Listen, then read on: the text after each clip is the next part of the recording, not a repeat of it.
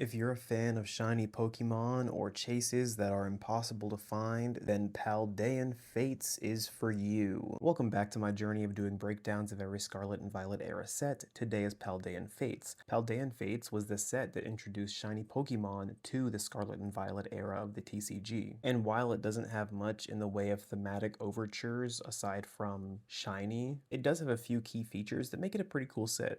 Firstly, the trainer cards are some of my favorites from the Scarlet and Violet era up to this point, especially the trio of Penny, Arven, and Nemona. I love the dramatic, action-oriented style of these cards, and the connectedness of them is something that we rarely get to see in trainer cards. Another interesting thing about this set, there are only 3 illustration rares. There's the Palmy, the Palafin, and the Wug Trio. These shiny illustration rares are a very interesting addition, and I'd be lying if I said that I didn't wish that the rest of the set was more like these. Unfortunately, the baby shinies don't really catch my eyes like they do for others, and I'm not the biggest fan of ultra rares, which this set has a lot more of. But if you are a fan of shiny Pokemon, then there is so much here for you, like the Pikachu, the Ditto, and the shiny Lucario. I may not be a huge fan of shiny Pokemon, but I have to admit, they really do a good job of making these cards so freaking cute. And for the ultra rare fans out there, there are a number of really cool cards for you to choose from, like the Mew EX, the Alakazam EX, and the Gardevoir EX. And those are just a few. There are so many shiny Pokemon in this set.